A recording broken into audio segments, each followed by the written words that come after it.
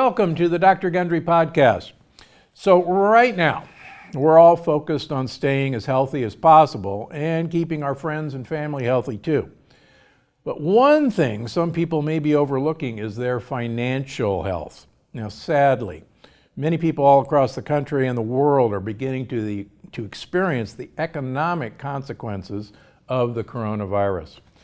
Now, aside from the obvious benefits, being secure in your financial health can help lower your stress levels so you can stay physically healthy too. So, to help you navigate this crazy time, I brought in a financial heavyweight. My guest today is none other than Suze Orman, a world-renowned financial advisor, the author of 10 consecutive New York Times best-selling books, including her most recent book, The Ultimate Retirement Guide for 50 Plus, and the host of the popular Suze Orman's Women and Money podcast. She's going to help you make sense of everything that's been going on and give you the practical financial advice you need to get through this crisis. Boy, that's a tall order. And frankly, I'm absolutely over the moon, and I've told her that, to have her on the show today. Suze, welcome to the Dr. Gundry Podcast. Thank you, Doctor. I'm so happy to be here. So, money is on a lot of people's minds right now. Help me out. What's your take on the current economic situation? Well, I have to tell you, at the time that we're creating this podcast, financially, if we look at it, the markets are doing incredible. I mean, we're only about 6,000 points, 5,000 or 6,000 points below its high, the Dow Jones Industrial high. And so somehow we've made a tremendous comeback. Why that's been happening, I'm not exactly sure. Will it hold? I don't know. But here's what I can tell you. Financially speaking, at this point in time, I still think we're far healthier than we were back in 2008. When it comes to the banks and the financial institutions and the foundation of our economy. So financially speaking, I think we're going to pull it out as long as the health crisis doesn't last longer or comes back and comes back even with more vengeance than it is right now. That's great news. What's the number one thing that people should be doing right now to help with their financial situation? Well, it depends. Really, the answer to that depends.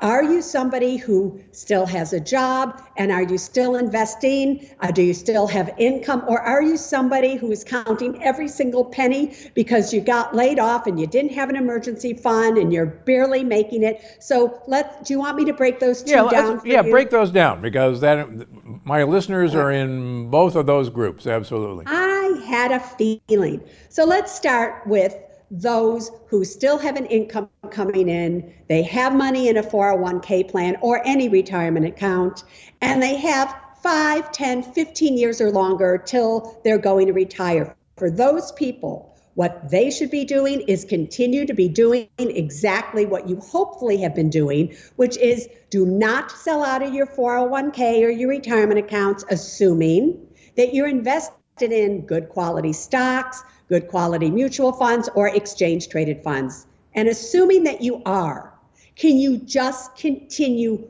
and don't sell here? You never should have sold. Continue to invest month in and month out. And in the long run, you will be so happy that you did. One caveat, if you are somebody out there and you are 1 year where you need this money from whatever, you need it, you're 1 year from retirement, 2 years from retirement, this is not money that ever belonged in the stock market. So for you, you should take advantage of the fact that these markets have come back from their lows of just a few weeks ago, and you should get out of the market because you can't afford to take a risk.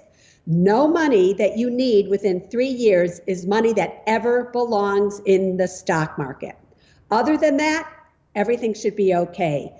For those of you who are struggling, you are waiting for your stimulus check, you need your unemployment, you only have a few $100s to your name, for you, you have to be warriors.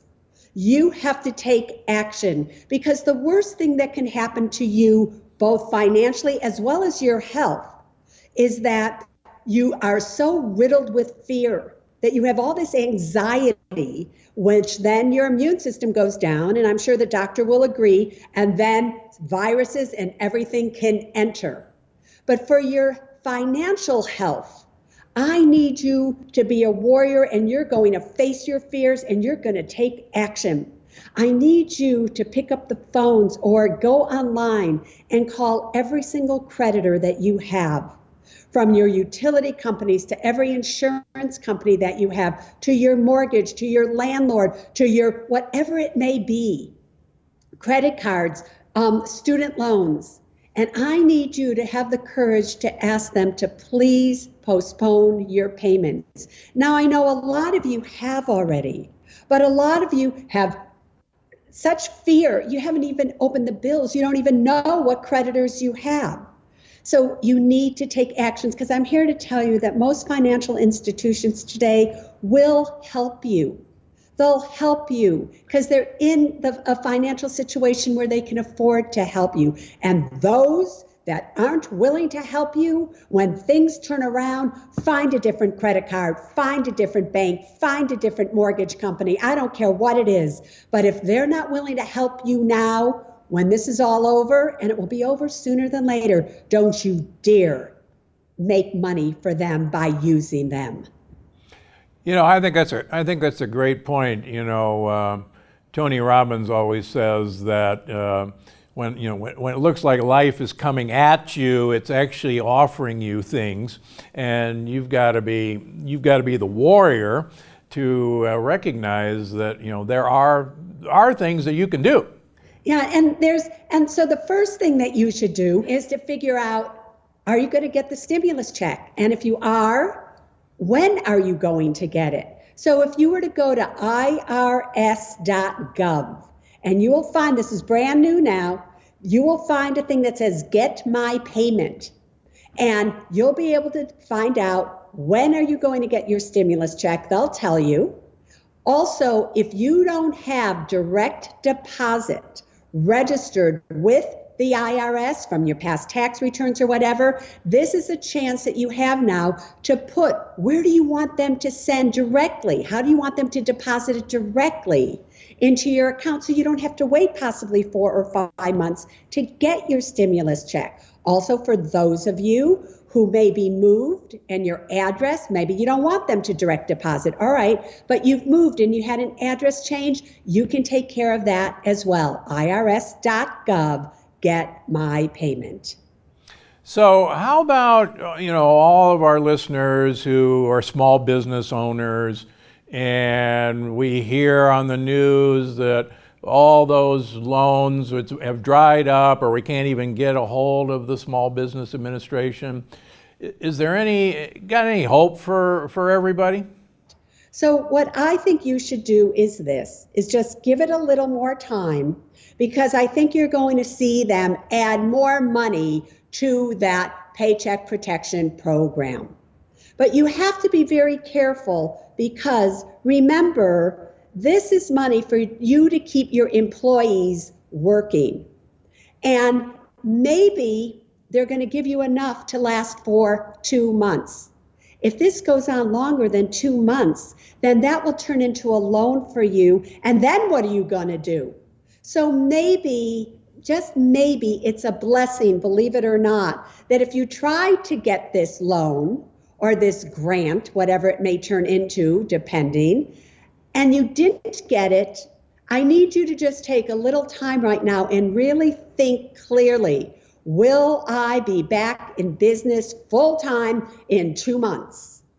Because if not, I need you to just think twice about really getting help that way. Can you go, if you have money, to a 401k or a retirement account that they're now allowing you to take up to $100,000 out without penalty if you're under the age of 59 and a half. And even though you'll have to owe taxes on that money, you have 3 years to pay those taxes and 3 years to do what? Pay the money back, and then you wouldn't owe the tax. So is it possible that that's actually a better place for you to get money from than, because you have 3 years to possibly do that, get it back to them, then take a loan from the SBA. Boy, that's a great piece of advice, because you hear every night on all the talk shows that I can't get to the Small Business Administration, or they won't pick up the phone, or I can't get to my bank. But so many, thankfully, small business owners have a decent 401k or some retirement plan, and hopefully, and that you can, because of this new law, borrow safely from that as long as you pay it back without penalty. Is that what you're saying? Yes, but here's something to remember about taking money from any retirement account. 401ks, 403bs, TSPs, if you work for the federal government or the military, those accounts are protected against bankruptcy to any amount. It's unlimited. An IRA or a Roth IRA is protected against bankruptcy up to $1.3 million. So please don't go taking money out. Let's just say you don't have a large amount in a 401k or an IRA. All you have to your name is $20,000, and that's it. And you take the money out of there and you have nothing else. And now that $20,000 is gone, and now you end up possibly having to claim bankruptcy. You would have been better off never taking the money out to begin with, because you would claim bankruptcy and still have $20,000. So please think about all of these things carefully before you do anything. Wow. Okay, so I have a number of well-to-do patients who, I'll use one example, and he's a financial advisor, and he's been telling his clients for the last 2 years, get liquidity, get money in your mattress, because I knew that this was going to happen. And you mentioned when we started that banks right now are a whole lot different than they were in 2008. So should somebody say, oh boy, I got $2 million, I think I'm going to put it under my mattress, because who knows what's going to happen? So maybe he's smart enough to have you as his doctor, but he's not giving, in my opinion, very intelligent financial advice on any level. And why is that? Do you know that your insurance companies only insure cash in your home or anywhere that you have it, the actual physical cash, which it would be if you put it in your mattress, up to $500? So now you have all of this cash in your home, even if it's $10,000 or $20,000, and somebody robs you, or your house catches fire, or there's a mudslide, or anything happens, and there goes your home and your cash. Your home may be insured, but your cash will not. Listen, the banks and credit unions are insured up to $250,000 by the FDIC and UCL. They're all insured for you. It's not going to go under. So don't have more than $250,000 in one place if it's a bank or a credit union. However, you could put money in to treasury bills or things like that that are guaranteed by the taxing authority of the United States government. So if you have millions of dollars that you want to be safe and sound, put it in treasury bills. That's what I've done with mine. Right? So the money that I want safe and sound, I don't leave it in a money market account. I don't have it I put it in treasury bills. And I don't care that it's not paying me any interest at all. I just wanted to know the money is safe and sound and I'm protected there. That's what this financial advisor should be telling his clients. Great advice. And hopefully he'll listen to me and his clients won't listen to him, but what the heck. Now, there's another option. Should we be thinking about borrowing money right now? Yeah. I would not be borrowing money. I would not be buying a home right now. I would not be buying a car right now, because I know everybody thinks, whether they're wealthy, whether they're not, that I can get some good bargains right now. So let's divide our people up again. Those that have money, those that don't have money. If you don't have money, this isn't the time to go ahead with a purchase. You've lost your job, you don't have the income. This is the time where every dollar that comes in through unemployment, through the stimulus check, through anything that you can get, you need to cherish it like it was solid gold. Do not go paying off your credit card bills in full, because you need cash. Use your credit cards, max them out, and pay the minimum payment due, because many entities, possibly your landlord, for instance, won't take a credit card. So keep as much cash on hand as you can. For those of you who do have money, I just need you to think about what's happening right now. What's happening right now is this. I know interest rates are low, but if you think interest rates are going anywhere in the next 6 months, years or so, I got news for you. They're going to be low for a long, long time. They cannot afford to go up. They have got to stay low to keep the economy solid here, or as solid as it can possibly be. Real estate. Do you know how many people are going to be forfeiting on their mortgages? Do you know how many homes are going to be foreclosed upon? Even if you think you have a multi-billionaire living next door to you, you have no idea. Did they just lose their company? What happened to them? Your home is only worth as much as the neighborhood, the houses on your block are worth. If somebody next door from you claims bankruptcy, sells their house for 50% off what it is now, guess what your house is going to be valued at? So just wait. This is not the time to be borrowing money. Borrowing money to do what? Nothing. This is not the time to be buying a home. You're going to have plenty of chances, in my opinion, to buy a home if you want to for far less than what it is right now. Cars, the industry is down 25% right now. You'll have a chance, but right now, can you just stay solid? Can you just stay healthy and wealthy, or as much money as you possibly can have? This is not the time to be buying anything.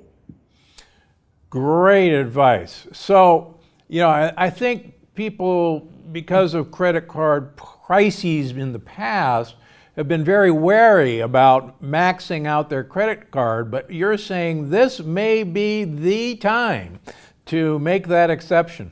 This is a very different time than it was in 2008, when you did have credit cards that were paying you $300 to close your credit card, that were decreasing your credit limits from $5,000 down to $1,000, because they didn't want you to use your credit cards.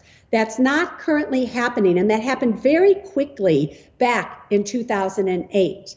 And here's the scoop, everybody. If you do max out your credit cards right away, and they did want to decrease your credit limit, who cares? You've already maxed out your credit cards. You've outsmarted them. And you should still be calling them and saying, could you please help me? Could you lower my interest rate to 0%? And can you give me a postponement for 3 months? So that is why, just in case they want to lower your credit cards limits like they did in 2008, you've already maxed them out. So you're ahead of them. What do you tell our listeners if hard times have hit a lot of people? What if their friends or family come to them asking for a short-term loan? Yeah, never give anybody a loan. If somebody comes to you and they really need money and you have the money to give them, what does that mean? It means you have an 8-month emergency fund. You don't have any credit card debt. You're not behind on your mortgage payments or anything, because you're just fine. And they come to you, and you can last this for a long time. You could get sick. A death could happen, and your family would still be fine. And now they come to you, and you want to help them. Give them the money. Give it to them. Because if you loan it to them, it's going to ruin your relationship. Because if you've lent it to them and they don't have the ability to ever pay you back, Every time they see you, they're going to feel bad about it. Every time you see them, you're going to say, what do you mean you just took a vacation? You owe me that money. So if you really want to be gracious at a time when the world needs for everybody to be gracious and generous and kind, just give it to them. Just give it to them and hope that they're okay. Great advice as well. All right, so interest rates are so low, it's hilarious. Who should refinance right now? Anybody? Yeah, everybody, if you can qualify for a refinance loan. Only, however, if the interest rate that you're going to get on the refinance is 1% under what you have right now. Only if you have, let's say, a 30-year mortgage and you've been paying it for 8 years, you have 22 years left. Only refinance if you can refinance and afford the payment on a 20-year mortgage. Never refinance and extend back to the original time that your mortgage was set for.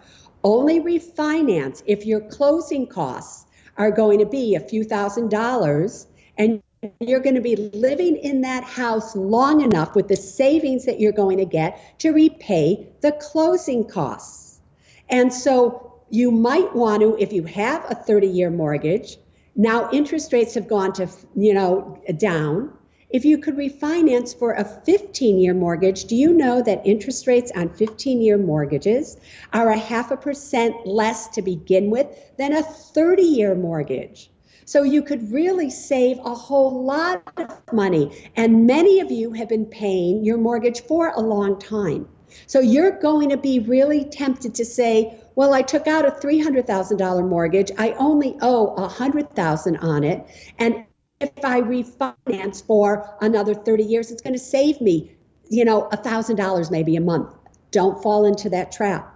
The key to wealth is to having your home paid for, especially by the time you retire. So the smaller in length, the less in length of your mortgage, the more your payments will be, but they'll still probably be less or equal to what you're paying right now.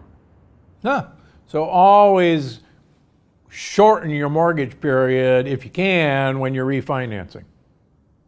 Absolutely. And if you could absolutely shorten it to at least a 15-year mortgage, you'll pay 0.5% less than what your original 30-year mortgage was at. If you got a 30-year mortgage today and you got a 15-year mortgage today, the 15-year mortgage would be 0.5% less in interest than a 30 today. Big deal. That's a big deal. And do financial advisors, do mortgage brokers know this? Do they advise you to do this? Or is it in it for them to make you do a 30-year mortgage? Well, a lot of people want you to do a 30-year mortgage because if they're a financial advisor, because the less money that you're putting out every single month, the more money they have to invest for you. My whole goal in life has always been, number one, to make you as independent from financial advisors as possible. Because the truth of the matter is, you'll never be powerful in life until you're powerful over your own money. How you think about it, how you feel about it, and how you invest it.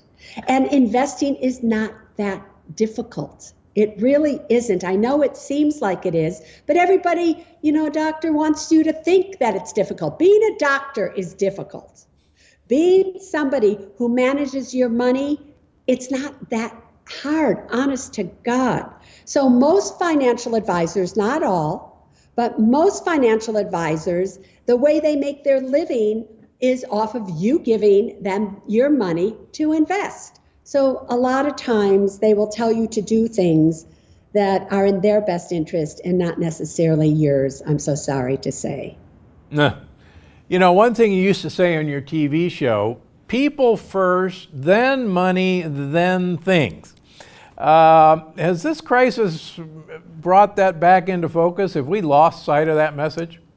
Well, what's so funny is when I used to say that every night or every Saturday night, people used to think that I meant be generous, take care of everybody. and then, your money, and then things. And that's not how I meant it. I meant, when I said people first, I meant you. Take care of yourself first. Because if you could take care of yourself first, then you have the strength to take care of your money and other people around you and the things that you want to buy with your money.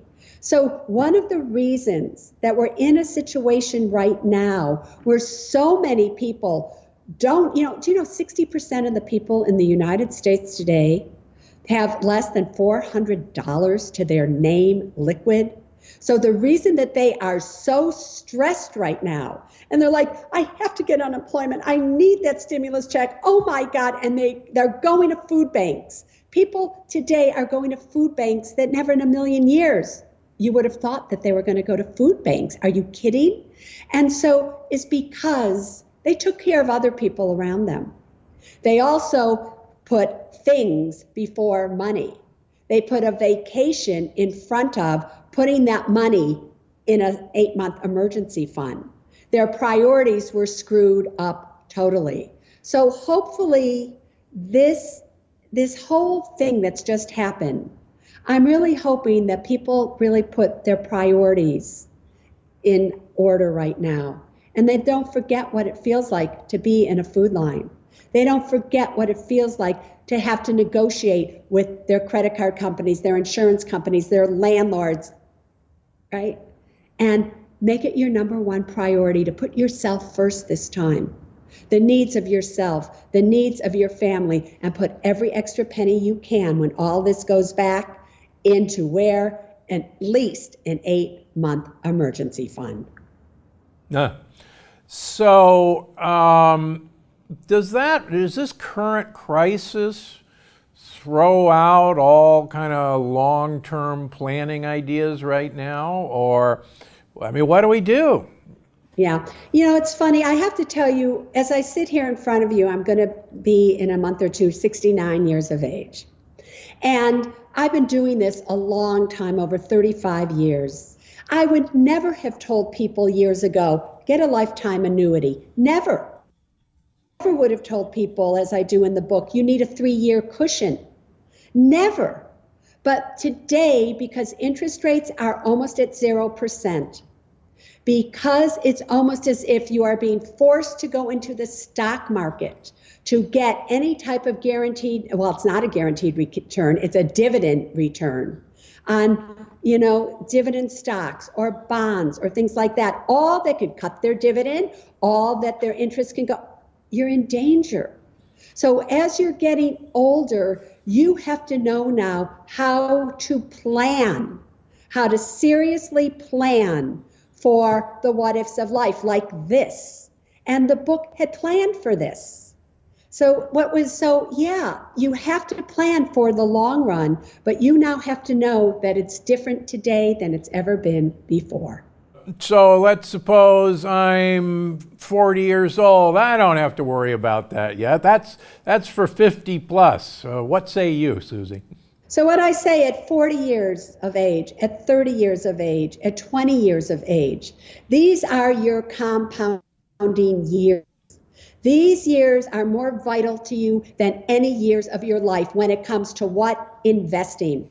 Because do you know, for the past 10 years, if you had been invested in the Standard & Poor's 500 index from the 2009 to 2019, you would have averaged 14.73% on your money annually. So let's just look at this for one quick second. You are 25 years of age. You put $100 a month, every month, into a Roth IRA, which is my favorite type of retirement account. And you do that every single month until you are 65, for 40 years. Do you know at just a 12% annual average rate of return, which is 2% under what you would have gotten for the past 10 years, but just let's say that, just for an example, you'd have $1 million. You wait until you're 35 and you think, oh, what difference can $100 a month make? That's $1,200 a year. That's only $12,000. If you start at 35 rather than 25, you would have only $300,000 at the age of 65. Those 10 years cost you what? $700,000. $700,000 at $100 a month. So for a 20-year-old, a 30-year-old, a 40-year-old, you should be taking your money and putting it every single month into a good index fund or an exchange traded fund or whatever it is. You need to be investing now, month in and month out, and that should be the very first bill that you pay, bar none. People first, then money, then things. If you just invest month in and month out, max out your Roth IRA every year if you qualify, you will be so happy I can't even tell you. Do you think that's a bright side of this current crisis, to maybe refocus our attention on where it needs to be? I'll forever think that everything happens for the best. I have to think that, because otherwise, how do you go through life and explain things that happen to some people and don't you? So do I think that this is a blessing? I know you're all going to find this strange, but I do. I think it's a blessing, number one, for the world and the climate out there and the waters and the air that we're breathing. Because breathing is one of the most important things you can do to just stay alive. But most of you are breathing, and I'm talking worldwide now, air that's polluted, and the air is really clearing up now. A lot of you are learning, and you're going to learn that you're a lot stronger than you have any idea, that you can really do this, and you're going to learn a new part of yourself that you never had time for before. And a lot of you are spending time with your families for the first time, that you always said, I wish I had more time with my kids. I wish I had more time with my family, whether it's you're together or you're just socializing on FaceTime or whatever it may be. And I can only pray that this time everybody will learn that you need to have money. You need to have an emergency fund. You need to have money in the stock market when it's appropriate, and you need to not have money in the stock market when it's not appropriate because you don't have the time. And that you'll learn what's really important in life. A fancy car, a fancy house, a fancy vacation, none of that matters. And you need to write that down right now. Write down what you're going through and what you've done with money versus what you did do with the money that you had. Wow, powerful. Great advice. So I hope everyone who's listening, get out the piece of paper, write it down, post it someplace, because you're absolutely right on that. What's the old saying? You never see a U-Haul following a hearse, which is so true. Yeah, you never see a Brinks truck at a funeral. That's true as well. Yeah. So, I think the other thing that I have urged people to focus on, this is a phenomenal opportunity, as I see it, if you've ever thought about changing your career for something that you really want to do, and you're stuck in a job that you hate, and it was just, you needed the income. And I hear so many of my listeners already talking about, oh my gosh, this was the best thing that ever happened to me. I've always wanted to do this, and now I have the time, and I've started this small business in my house, and my husband or my wife is helping me, and even the kids are pitching in. Is this a great time to do what you always wanted to do? Listen, a lot of you may be forced into doing something different because maybe your jobs aren't going to come back. Or you really hated what you were doing. You hated it. And so this is the time for you to examine your life and to go inside really and to sit quietly and go, you know what? If I hated my job and I was simply doing it for money and now I don't have money or whatever it is, I have some money. Now is the time that you should realize, don't ever do anything that you hate. That this is the time, just as you heard, the doc say, that there are other things you can do. There are other avenues you can go into. But be very careful, because a lot of you will also find yourself saying, you know what, I want to do something else. Maybe I'll go back to school and I'll figure it out. No, You either know what you want to do or you don't know what you want to do. Don't go back to school where you have to take out student loans that in most cases are not dischargeable in bankruptcy to try to figure this out now. So if you can do something and not go into severe debt to do it, this could be the greatest thing of your life because, finding out who you are is the most precious and priceless lesson that you'll ever have about yourself. Because once you know who you are, you can create anything that your heart desires. Well, I think we're gonna end it on that as the best advice that anybody can get. Well, Suzie, it's been amazing having you on the podcast today, and I thank you so much at this time for agreeing to come on the show. It's been so useful. Where can listeners turn to for your advice right now? Yeah, the best thing that all of you can do, and it's really, the price is right, is my Women in Money podcast and the Men Smart Enough to Listen, which is also the title of the podcast, because I would never want to segregate anybody. Trust me, you got to come together as a family unit.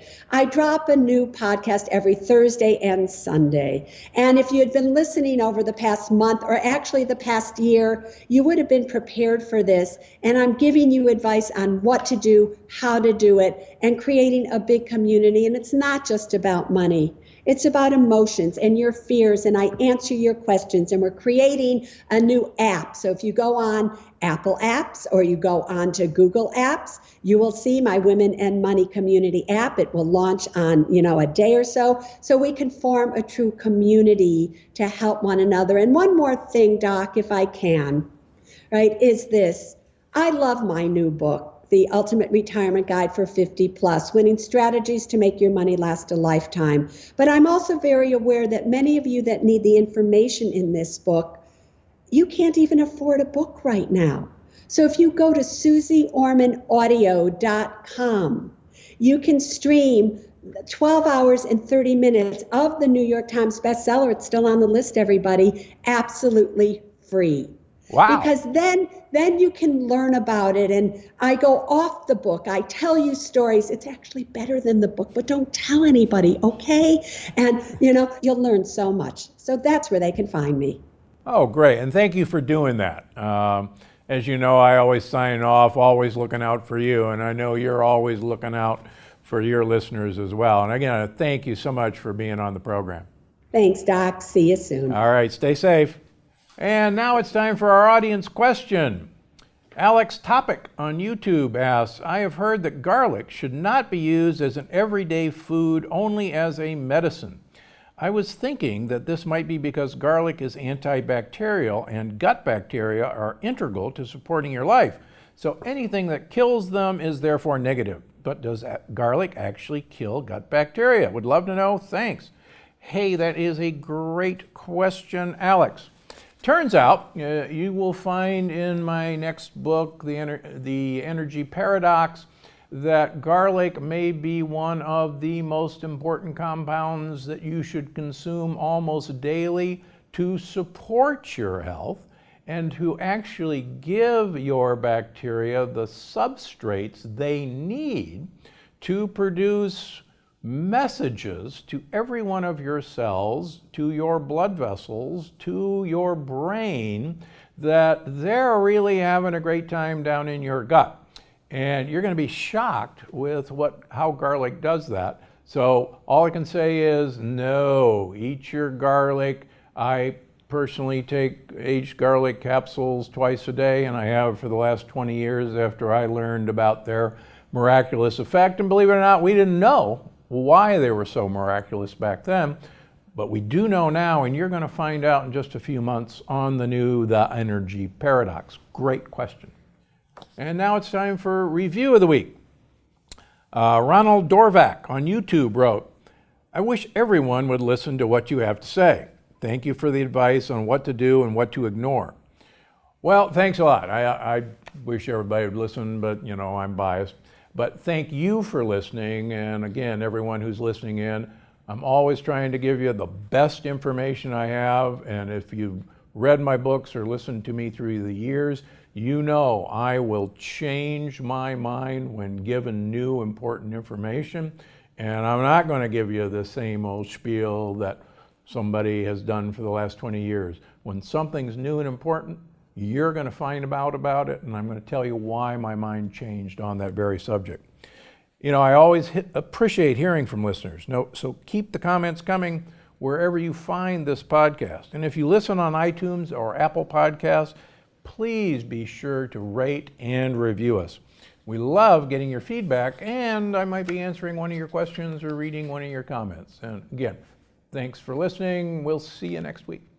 Before you go, I just wanted to remind you that you can find the show on iTunes, Google Play, Stitcher, or wherever you get your podcasts.